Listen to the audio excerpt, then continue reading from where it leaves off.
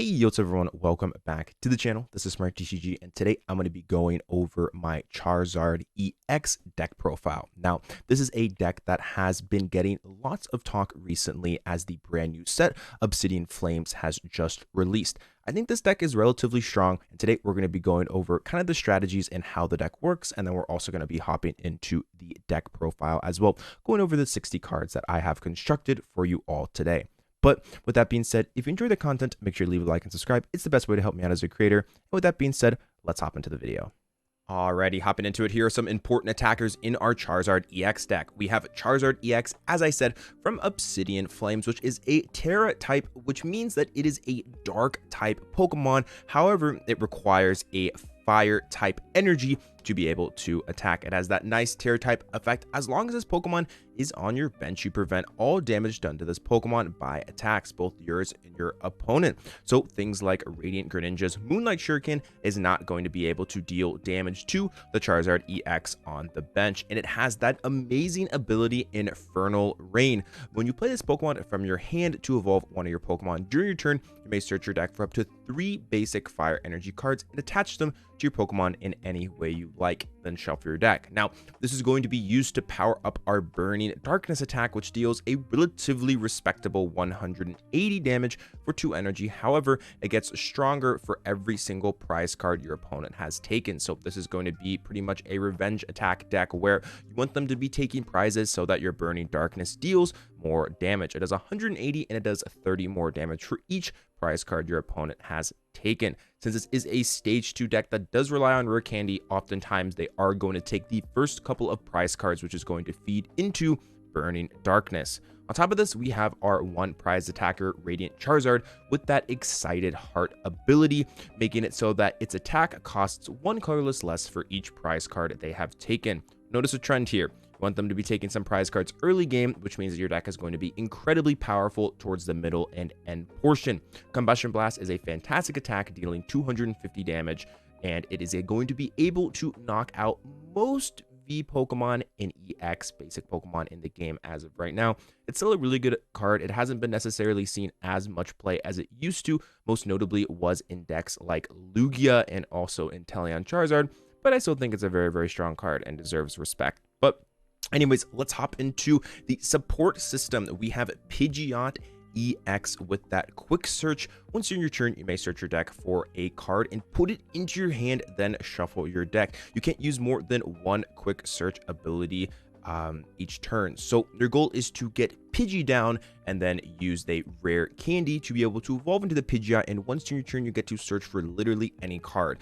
This is absolutely incredible. This was on an old Pidgeot EX back in the day, and that card saw lots of success. However, since Pokemon is a much more fast-paced game, the card is not as good as it used to be, but it still is a very, very respectable card. Its attack, Blustery Wind, is relatively mediocre, especially for a stage 2, dealing 120 damage, and you may discard a Stadium in play, but it's going to be here for that quick search. You typically want to get that Pidgeot out as quickly as possible, so then you can search for any card every single turn. This will allow you to be able to consistently power up Charizards, make sure that you have boss's orders when you need to, and pretty much is the engine of this deck. All right, let's hop into the deck list. As I said, the deck list will be in the description as well, so make sure to go check that out. Here is the deck list that I have constructed. It has a 4-2-3 Charizard line. I was testing out the 4-1-3 line, and I think that having the second Charmeleon is really, really good, as you do need to use rare candy to be able to evolve your Pidgeot as well. So just having that Charmeleon is going to come up sometimes, and I think it's going to be really, really nice to have that stage 1. We got the 2-2 Pidgeot line. I think that's fine. You only need 1 Pidgeot on the field anyways. Yeah, you could set up 2, but you can only use 1 quick search per turn anyways. So I think that the 2-2 line is perfectly fine. We have Mew with that mysterious tail. Once during your turn, you get to look at the top 6 cards, and you get to put an item card that you find there into your hand, which is really, really good. It synergizes great with cards like Rare Candy and also cards like Ultra Ball and other search cards that will help you get out your Charizards and Pidgeots. We have one Manaphy as well. You could maybe play two, but I think that one is totally fine, especially with Super Rod and a easy way to get it back with something like that quick search. You can quick search for the Super Rod and then use something like a Nest Ball, Aroma, or Ultra Ball, or even Artazon to be able to get it back on the field. So I think that one is totally fine. One Radiant Charizard only can play one Radiant card per deck, and one Charizard seems really strong in this deck. I just like having that one prize attacker. Kind of helps disrupt the prize trade, which is really nice. You want them to go through 3 Charizard EX and a Radiant Charizard, which you can do if you attack with a Radiant Charizard in the early to middle portion of the game. Forces them to take 7 prize cards, which can be pretty good. We got 4 Iono as well, the best disruption card in the game, along with a fantastic draw support card. One of the issues with Iono is that Iono can put yourself down to a low hand size as well when you play it. But however, with Pidgeot, you're able to search for anything per turn, so putting yourself down to 1 or 2 cards isn't actually that big of a deal because you'll just be able to Pidgeot and get whatever you need. So you're pretty much Iono proof in both respects, where they can't Iono brick you and you can't necessarily Iono brick yourself as well, which is really nice. We have 3 Professor's Research as well, just for consistency, along with 3 Boss's Order. You could play 4 if you didn't play the Pidgeot. However, you can search out Boss whenever you need, so I think that 3 is totally fine. Here comes the consistency. We have 4 Ultra Ball, 4 Nest Ball, 4 Capturing Aroma, and 4 Rare Candy. I believe that consistency is king, and especially with a deck that plays multiple Stage 2s, I think we're going to need to be able to set up every single game as consistently as possible. And how do we do that? Well, we max out our ball search cards. So we got the 4 and also the 4 Rare Candy as well.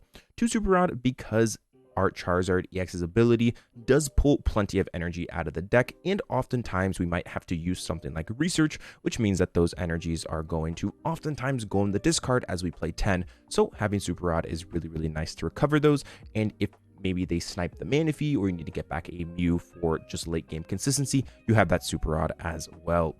1 switch, 1 escape rope. You could maybe add in a 3rd switching card if you don't necessarily want to play 3 Artazon, but I think having 2 switch cards is just kind of a staple right now in most decks, and I think that it works really nicely in this deck. Some lists are playing 2 switch and no escape rope, but I like having the escape rope just because you can also kind of just get around the escape rope effect, because sometimes you'll run into situations where you rope and it helps them, but you can just Pidgeot for Boss's Orders to force something back up. So I think having that escape rope is really nice, and it can also be a Boss's Orders as an item card in some situations, so seems pretty good.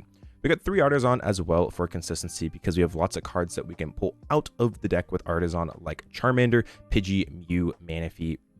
So I think that having the heavy Artazon is good. It also helps out against Path to the Peak to make sure that you're going to be able to use things like Pidgeot EX's ability and also Charizard EX's ability. Now, you might be all wondering, how good is this deck going to be? And the question is, I think that what other cards in future sets is it going to get that is going to make it really good? I think as of right now, it is a solid deck. However, when the new Charizard EX comes out from Pokemon 151, I think that's going to pair up really nice with this deck. But I think as of right now, if you're wondering, is this deck going to be a top contender? I'm going to say I think it's going to be a solid tier 2 deck as of right now. The only issue with this deck is that its base damage is relatively weak in the early game. And as many of you might already know, Pokemon is oftentimes determined by that 2nd or 3rd turn in the game, being able to deal massive amounts of damage. However, if you are able to survive that early portion of the game, which admittedly can be a little bit shaky as you're not able to one-shot most things, then this deck becomes almost unstoppable, being able to deal way over 300 damage with its attack towards that end portion of the game. You're really gonna never struggle finishing games. However, getting yourself in that position to be successful is the big question you have to ask if you're actually able to do that. But overall, I think this deck is relatively strong, and I think it's going to see play in the upcoming Obsidian Flames format. So anyways, that's gonna do it for the video today. My apologies for having a little bit of an inconsistent schedule. I've been really busy also preparing for the 2023 Pokemon TCG World Championships in Yokohama, Japan. I have an automatic day 2 invite, so I will be competing in that. And if you see me, make sure to say hi as well. But anyways, I'll be trying to get back to more consistent content relatively soon, so make sure to stay tuned to that. But I hope that you enjoyed this little bit of a shorter video. But yeah, anyways, with that being said, that's gonna do it for me today. Thank you so much. This is Smart TCG, and I'll speak with you again soon. Peace out, everyone. If you're looking to improve your game, I do offer coaching on Manaphy. I was ranked in the top 16 ranked players in the entire world, and I know what it takes to reach the next level. I have a free coaching consultation if you're interested in booking that to kind of figure out exactly what coaching is and whether or not it is something for you. I also have individual sessions, event decklist preparation, replay reviews, training plans, and more. So if you have any questions, make sure to book that consultation if you're interested, and we can kind of go over exactly what coaching is and how it will make you into the very best player that you can possibly be. But with that being said, thank you so much for sticking around. I appreciate it. This is Smart TCG, and I'll speak with you all again soon. Thank you so much for the support. Peace.